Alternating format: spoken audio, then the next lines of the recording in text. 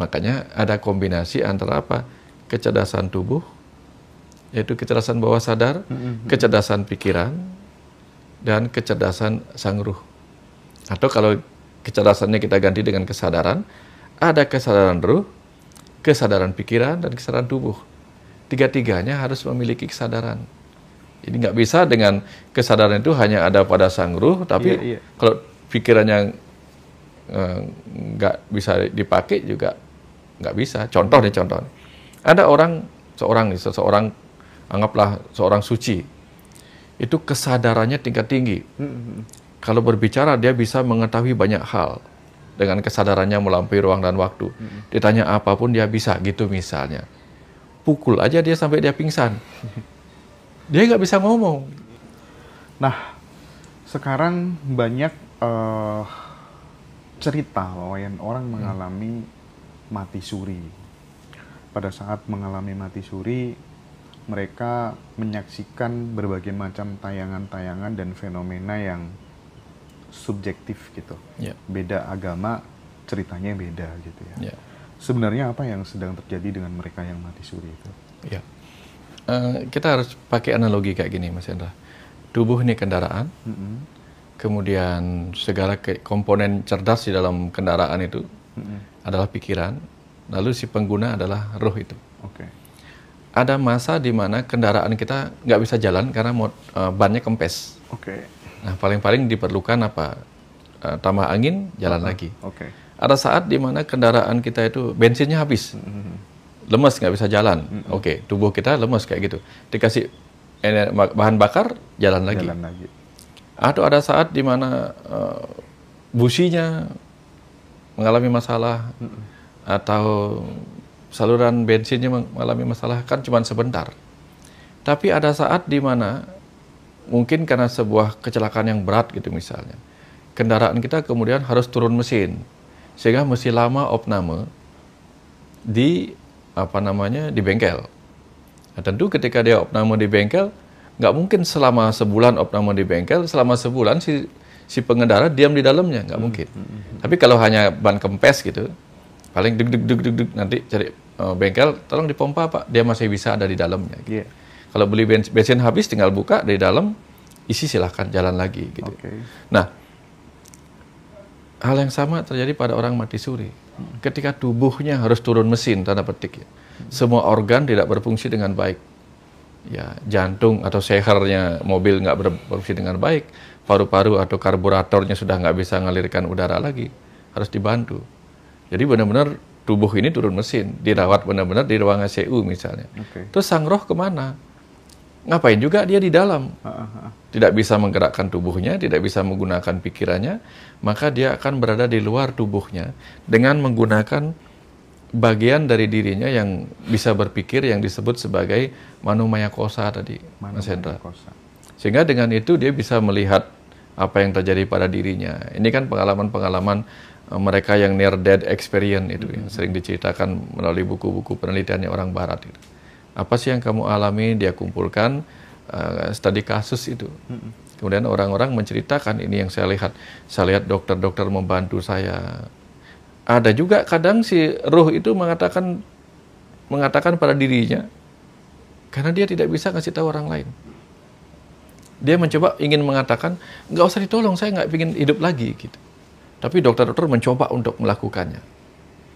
Akhirnya ketika kadang dokternya berhasil, nah, ketika mobilnya sudah terlanjur hidup, si pengendara gimana? Ya udah masuk lagi ke dalam mobilnya, ke dalam tubuh ini dia masuk lagi, tapi tentu dengan kesadaran yang berbeda. Kesadarannya gimana? Nanti nggak apa-apa sih, mobilnya kayaknya mobil tua. Aku nanti pakai dulu sementara sampai aku punya mobil baru lagi. Nah mungkin, atau nanti aku nggak usah lah beli mobil lagi, sudah ada Grab sekarang. Nah, ada saat di mana sang roh itu masuk ke dalam tubuhnya yang sempat koma atau mati suri itu, ada dalam kesadaran yang berbeda. Kesadaran yang lebih tinggi yang menyadari bahwa apa? Ternyata di sana jauh lebih enak. Itu misalnya. Ini yang sering kemudian dicatat sebagai pengalaman-pengalaman menjelang kematian itu tadi. Yang mungkin secara medis, secara neuroscience, orang akan berkata, itu kan pengaruh-pengaruh masalah di otaknya saja gitu. Masalah di otaknya saja itu kan karena apa? Ada stimulus-stimulus yang menyebabkan si otak masih bisa berpikir gitu. Tapi kalau saya tanya misalnya, otaklah yang karena dia masih hidup walaupun dia koma, otaklah yang menciptakan pikirannya sendiri. Nggak ada roh gitu misalnya. Terus coba pikirkan, otak kita itu kan kalau di jus kan dibuat dari karbohidrat, lemak, protein, garam-garam dan senyawa lainnya, kemudian gula ditambah dengan air dan listrik. Bagaimana semua benda-benda seperti itu bisa menciptakan pemikiran? Kalau bukan karena ada kecerdasan yang menggunakan otak itu, walaupun dalam kondisi yang koma gitu misalnya. Ya, kalau memang otak itu memang bisa berpikir, ambil aja otak orang mati. Ambil, kalau itu memang memori seperti flash disk, ambil aja otak orang mati. Kemudian dipindahkan memori yang ada di otaknya. Gitu kan. Saya nggak tahu apa nanti bisa apa enggak. Gitu. Ya, jadi, apakah otak sebagai organ atau materi itu yang menciptakan menciptakan ininya sendiri, atau memang ada sesuatu yang lain yang kita sebut roh itu. Kalau kita percaya ada roh gitu misalnya, tentu kita akan melihat sang pengguna itu ada di luar dirinya yang sedang mengalami koma tadi. Seperti tubuh yang mengalami masalah kendaraan yang mengalami masalah turun mesin tadi. Nah, kira-kira seperti itu Mas Indra. Ya. Nah, kalau kita berbicara tentang otak, Pak Wayan, kesadaran itu bagian dari otak atau dia di luar otak itu sendiri? Dua-duanya Mas Indra. Dua-duanya. Karena kalau pikir atau otak tidak sadar itu kan artinya dia tidak mengalami proses pikir karena gangguan kelistrikan, gangguan energi. Gitu. Jadi kalau otak kita kekurangan energi, ya kita pingsan, nggak bisa mikir juga kita. Atau listriknya nggak bagus, atau misalnya listriknya mengalami masalah, kita kejang-kejang, nggak bisa mikir juga kita. Jadi nggak mengalami kesadaran. Tapi ada kesadaran yang lain. Sama dengan kita dengan laptop lah. Laptopnya yang pinter, apa yang guna yang pinter? Dua-duanya. Kalau yang menggunakan jago tapi laptopnya mati, nggak bisa kerja juga dia. Atau kalau yang menggunakan laptop itu sudah canggih, tapi laptopnya masih jadul, susah juga dia mengikuti apa yang mau dia kerjakan. Atau sebaliknya, laptopnya canggih, yang makainya bayi yang belum tahu bagaimana pakai laptop, sama aja. Dua-duanya. Makanya ada kombinasi antara apa? Kecerdasan tubuh, yaitu kecerdasan bawah sadar, kecerdasan pikiran, dan kecerdasan sang ruh. Atau kalau kecerdasannya kita ganti dengan kesadaran, ada kesadaran ruh, kesadaran pikiran, dan kesadaran tubuh. Tiga-tiganya harus memiliki kesadaran. Jadi nggak bisa dengan kesadaran itu hanya ada pada sang ruh, tapi kalau pikirannya nggak bisa dipakai juga nggak bisa. Contoh. Ada seseorang anggaplah seorang suci, itu kesadarannya tingkat tinggi. Kalau berbicara dia bisa mengetahui banyak hal dengan kesadarannya melampaui ruang dan waktu. Ditanya apapun dia bisa gitu misalnya. Pukul aja dia sampai dia pingsan. Dia nggak bisa ngomong. Karena apa? Kesadaran pikirannya di knock out gitu. Itu fakta bahwa itu harus ada interaksi ketiga-tiganya. Gitu. Oke. Terus gini Pak Wayan, saya kan sejak komunikasi pertama dengan Pak Wayan kita bicara tentang Kandapat, tentang sedulur papat gitu ya.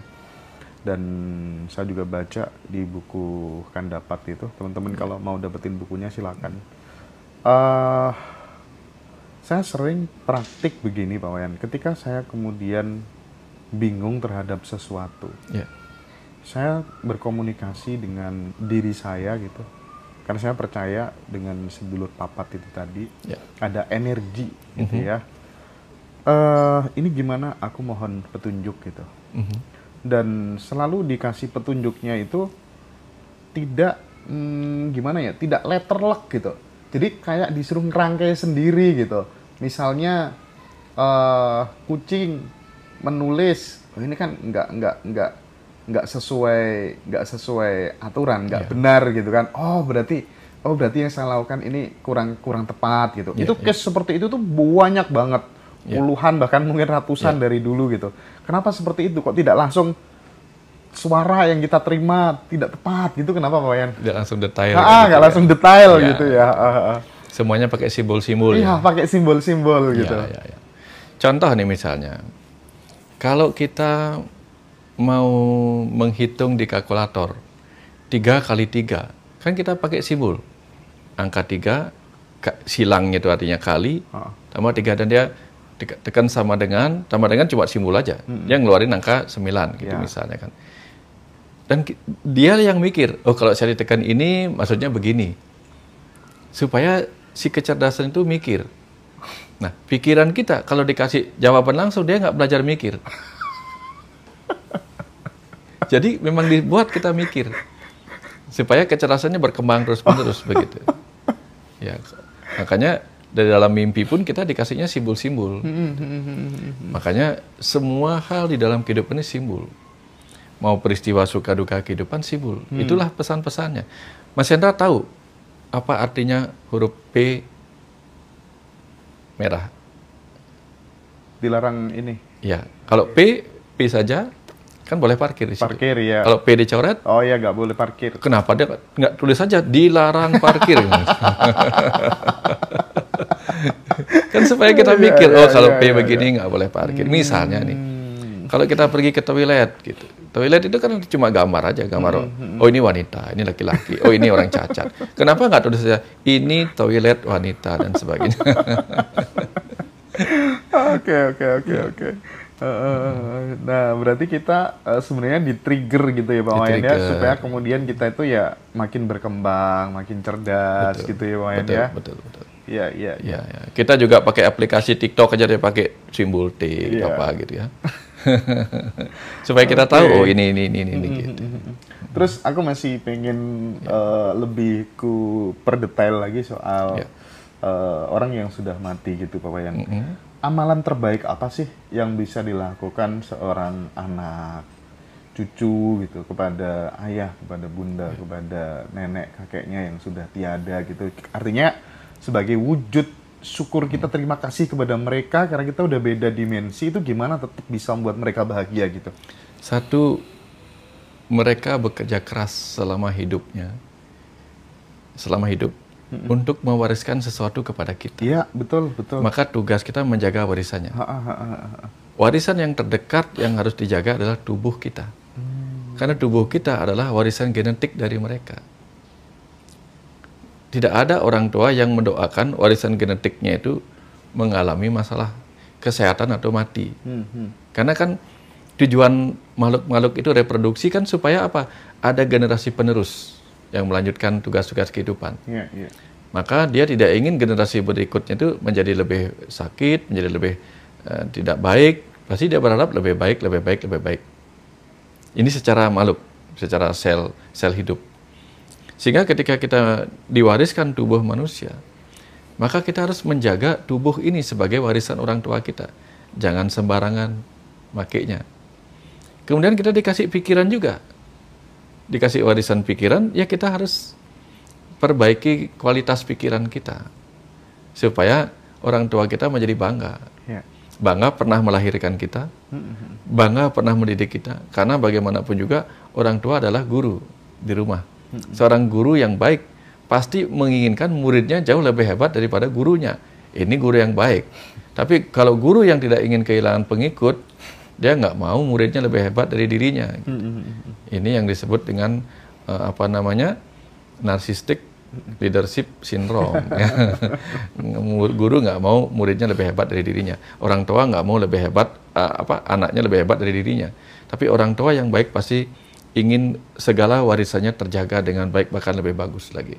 Jadi ada rumah yang diwariskan, kita harus jaga dengan sebaik-baiknya.